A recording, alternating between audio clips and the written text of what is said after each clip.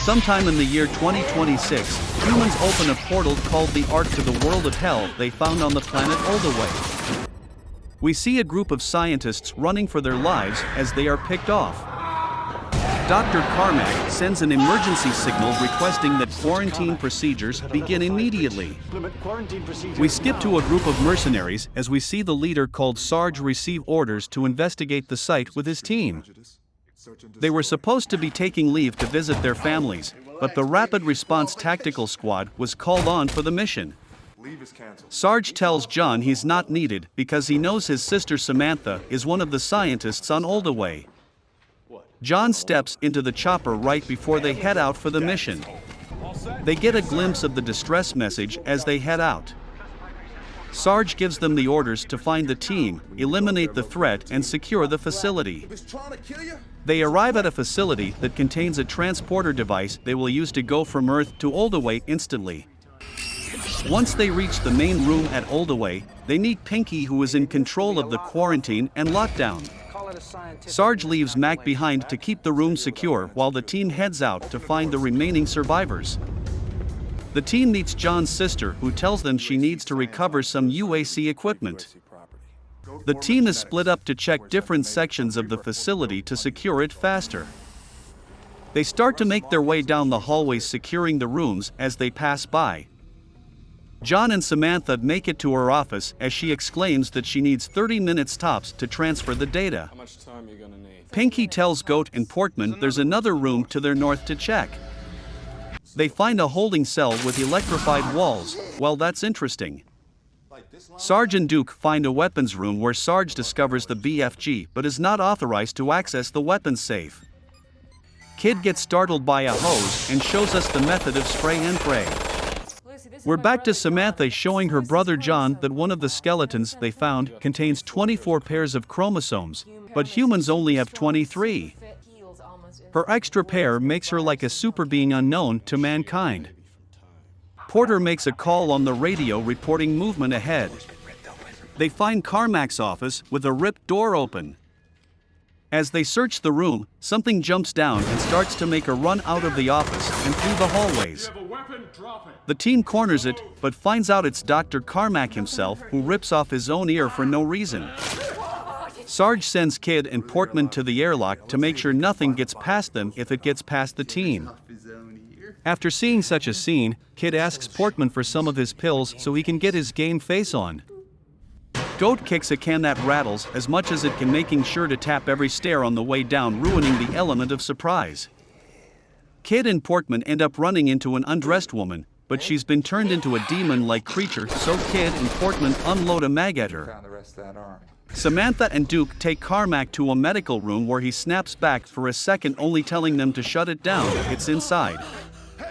John and Goat re-enter the genetics room where they heard something. Something has just killed all of the caged animals.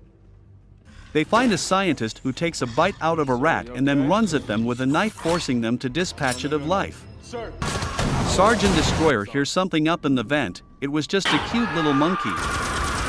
Samantha finds out that Dr. Carmack has something in his blood as he starts to look slightly transformed. Just at that moment, John and Goat make contact with something big, not human. They chase it to the sewer section and begin their hunt. Just when we think some action is about to happen, it's just Portman falling into a hole. They end up splitting up 3 ways, sending Goat on his own, John with Kid, and Portman with Sarge. John finds out Kid is high as he sees something heading towards Goat. His flashlight goes out seconds before the monster shows up. He has a quick stare down with the monster before it lunges at him, biting his neck. John shows up dispatching the monster with a few shots, and then the team takes Goat to the med bay. They try their best to bring him back, but poor Goat is flatlined. Sarge then shows Samantha one of the creature's bodies, which surprises her as she says she's never seen anything like that. John says that is not what he and Goat were shooting at in genetics either, meaning there's more. Nothing can get through to the Ark. Samantha does some inspection on the creature's corpse and sends Duke to get her a bone saw. The rest of the team is back in the main lobby as Portman wants to call reinforcements, but Sarge tells him they are the reinforcements. The power starts fluctuating in the lab, causing her to run out looking for Duke. She catches up with him, but before they make it back to the room, a creature shows up smacking Duke, causing him to back up in the room. Samantha turns off the nano door as the creature is entering. The team is now approaching the archaeological dig site where all this started. John has a memory of his parents dying in a cave collapse here on Oldaway. While Destroyer is saying it's clear, poor Mac gets his head removed with a credit card swipe by the monster.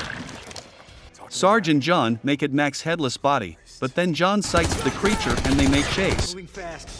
The team meets up as Sarge tells them what rooms to cover, then makes the statement, "We're going to need something with a little more kick." As Samantha and Duke inspect the body, Goat rises from the dead like a zombie. Goat isn't quite turned yet as he smashes his skull against the window, sacrificing himself. This is when Sam discovers the people turned into these creatures.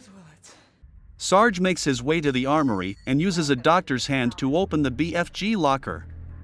Sarge looks like a kid getting his first computer. Portman leaves Destroyer for a restroom break. Bad idea, because the creature now gets to toss Destroyer around like a ragdoll and tosses him in the electrified holding cell. The creature jumps in, ready for a good one-on-one fight with Destroyer. This man ain't no punk. He uses some fancy moves to outsmart the creature. That doesn't last long though, as he simply falls to his death. Portman ends up calling for backup as we get switched back to Sarge where Destroyer and Portman should be. Sarge finds Destroyer's body, but Portman is having some issues in the restroom with some unwelcome company. Portman discovers a rat, making him think he's safe from the noise. He wasn't though, as he's grabbed and slapped around like a wrecking ball, ending his career early. Sarge gets to fire the BFG for the first time and is a little excited about it. They take Destroyers and Portman's bodies back to the lab where they discover Dr. Carmack is the creature stuck in the nano door. Sarge dispatches the Carmack zombie, then sends Kid and Duke to make sure the other dead scientists stay dead. Samantha then shows them a video of a human subject being injected with the 24th chromosome. After seeing the research, John wants to destroy the discs, but hardcore soldier Sarge tells him that is UAC property. Pinky tells Sarge something is cutting through the door, so the team rushes back to the Ark. When they enter the room, the system starts to reboot, which will take 5 minutes. Sarge gives John 3 minutes to go get his sister. John makes a run to Sam, and she tells John the 24th chromosome will make a superhuman or monster.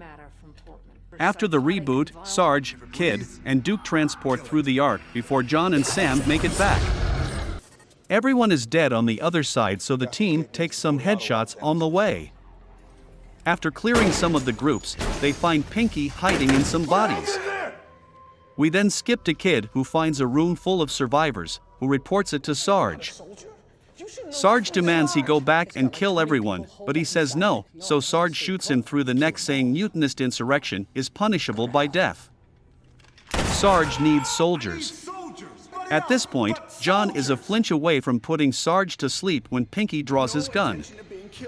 The creature grabs Pinky from behind and swings him like a bat, knocking John down and then running away with Pinky in his hand. Sarge, John, and Duke give chase, but run into a swarm of zombie people, forcing them back into the room, but the door doesn't close. Duke's feet get grabbed from the floor vents and then pulled through, ending his career early as well. Sarge gets grabbed and drugged out of the room through the door right before it closes, causing a bullet to bounce back and hit John. John barricades themselves in a room, but his bullet wound is fatal. Sam has faith in his good heart and injects him with chromosome 24. He passes out after the shot, but then wakes up fully healed as we enter our favorite game mode. We get a first-person view of some zombie shots and some great close-ups of zombie kills. We even get a personal mirror headshot. Down another ugly one, and then find a monster wielding a chainsaw. Who knew? We get to see this one blown up by a mine, nice and gooey.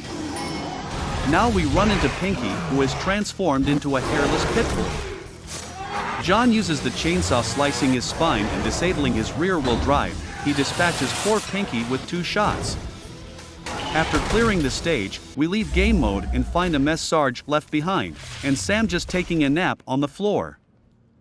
As he wakes her up, Sarge walks in with a bite on his neck. Yup, he's changing too.